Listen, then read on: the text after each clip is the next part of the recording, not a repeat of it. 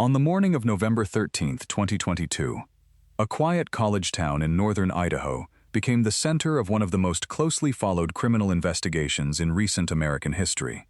4 University of Idaho students, Chapin, Xana Kernodle, Madison Mogen, and Kaylee Goncalves, were found dead inside an off-campus home in Moscow, Idaho.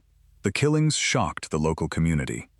They also drew national attention, raising questions about public safety, modern forensic science, and how investigators solve complex homicide cases. This documentary follows the investigation using publicly reported facts and court records. Where events are disputed, they will be identified as such.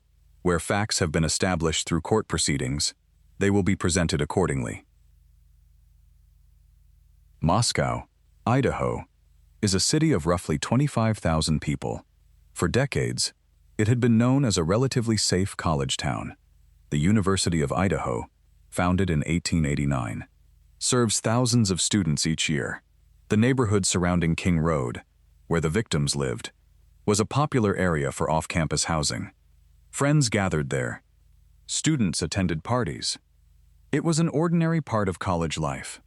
Nothing suggested that the home at 1122 King Road would soon become the focus of an international investigation. The 4 victims were young adults with families, friends, and plans for the future.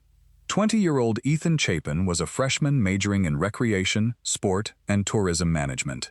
Friends described him as kind, outgoing, and deeply connected to his family. Xana Kernodle, also 20, was studying marketing. She was known for her energy, her work ethic, and her close friendships. 21-year-old Madison Mogen was a senior majoring in marketing. She had worked in the local community while completing her studies and was preparing for graduation. Kaylee Goncalves, also 21, had recently finished her studies. She was preparing to begin a new chapter in her career after accepting a job in Texas. Each had goals. Each had people who loved them. Their lives would become the focus of headlines across the world. But before they became victims, they were students, siblings, children, and friends. The evening of November 12th and the early hours of November 13th began like many other weekends in a college town. The victims spent time with friends at different locations around Moscow. According to the investigation, Chapin and Xana Kernodle attended a social gathering together. Madison Mogen and Kaylee Goncalves spent part of the evening downtown before returning home. Investigators later reconstructed portions of their movements using surveillance footage, digital evidence, and witness interviews. By approximately 2 o'clock in the morning, all 4 had returned to the King Road residence. 2 other roommates were also inside the home. They were physically unharmed. Their observations would later become an important part of the investigation. Later that morning, emergency services were called to the residence. Responding officers discovered the 4 victims deceased. Investigators determined they had died during the early morning hours. The Latah County coroner later stated that the deaths were homicides caused by sharp force injuries.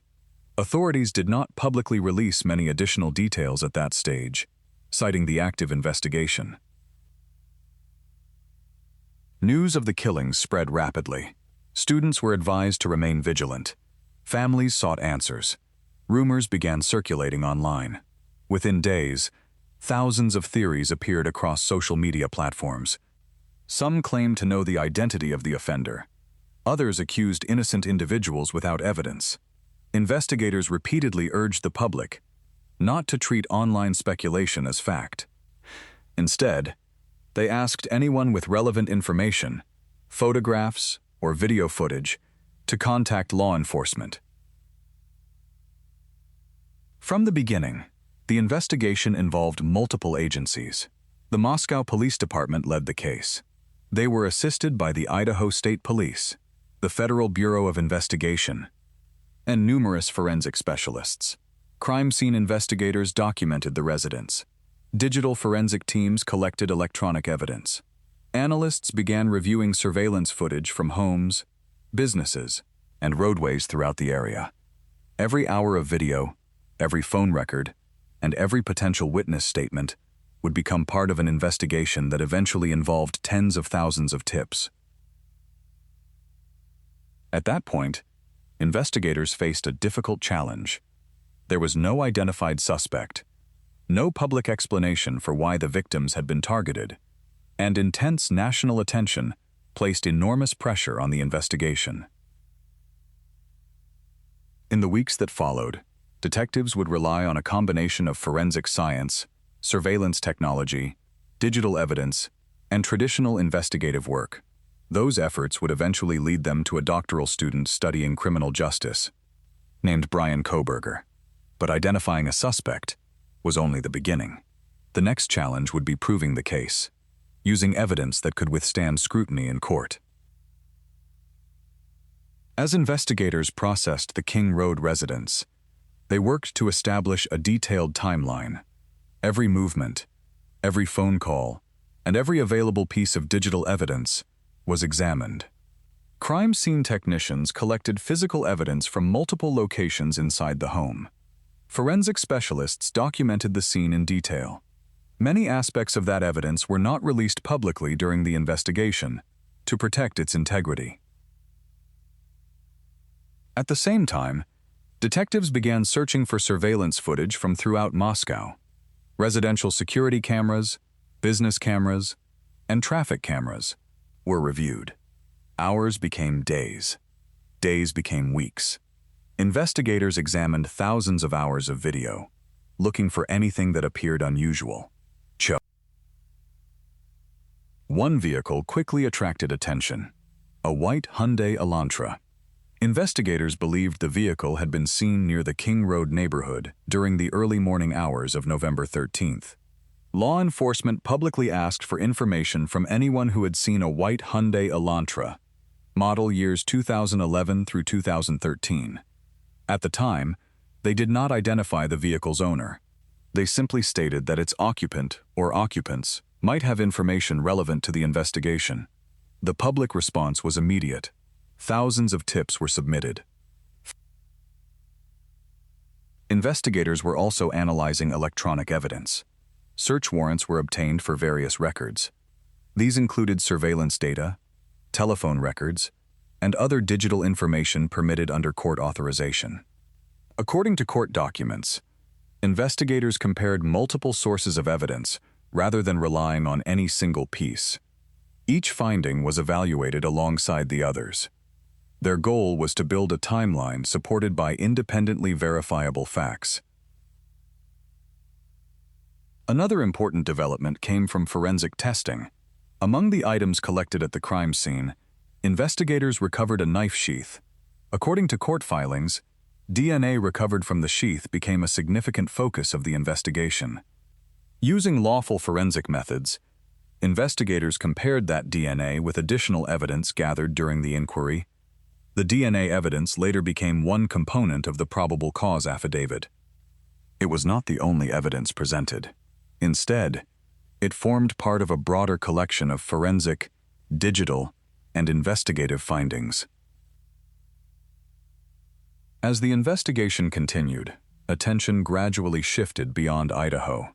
Detectives began examining information connected to the white Hyundai Elantra. Records led investigators to Bryan Kohberger, a doctoral student studying criminology at Washington State University. The university is located in Pullman, Washington, approximately 10 miles from Moscow.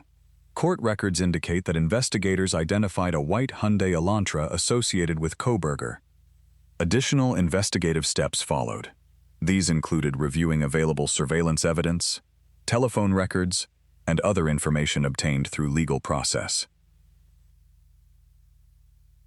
By late December 2022, investigators believed they had gathered sufficient evidence to seek an arrest warrant.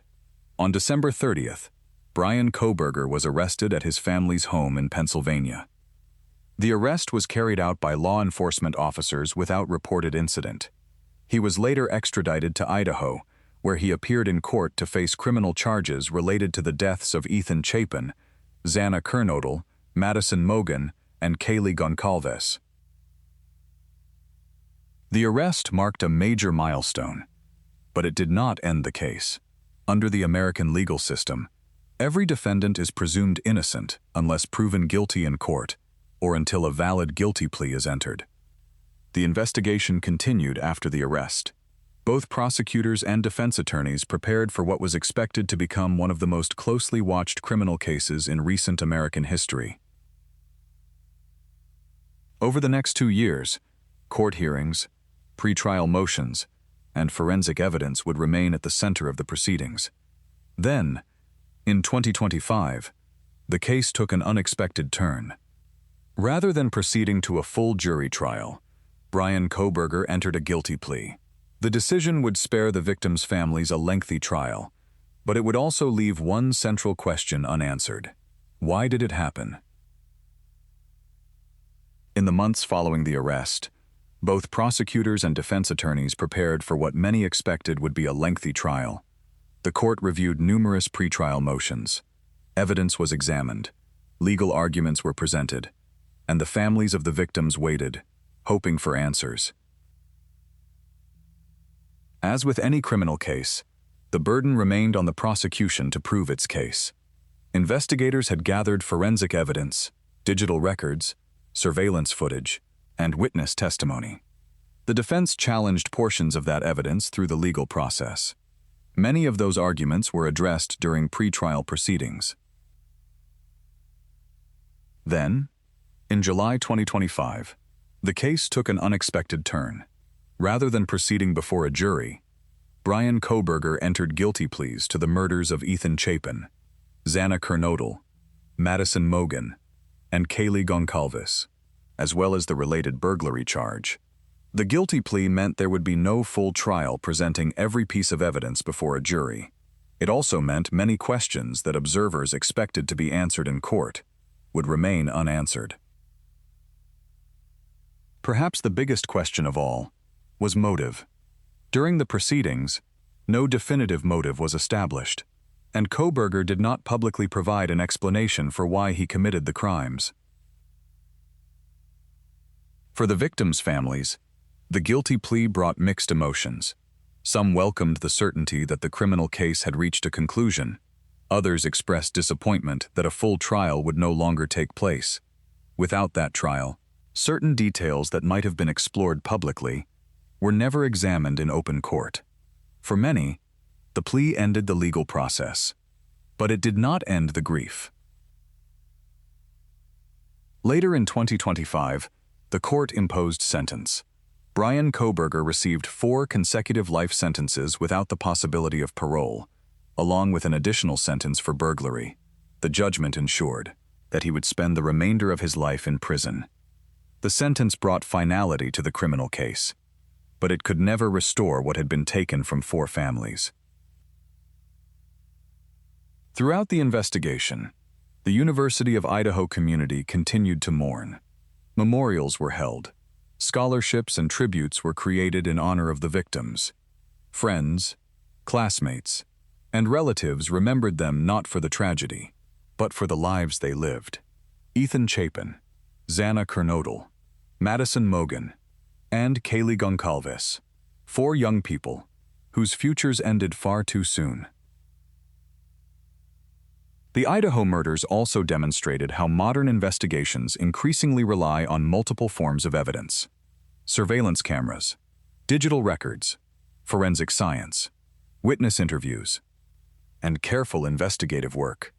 Rather than depending on a single breakthrough, investigators assembled many pieces of information, each helping to build a clearer picture of what had occurred. Even after the guilty plea, one question remains unanswered. Why? Why were these 4 students targeted? Only the person who committed the crimes knows the complete answer. And as of today, no public explanation has been given. The legal case has reached its conclusion, but for the families, the loss remains. Their loved ones are remembered, not for the headlines, but for who they were: students, friends, children, siblings, people with plans for the future.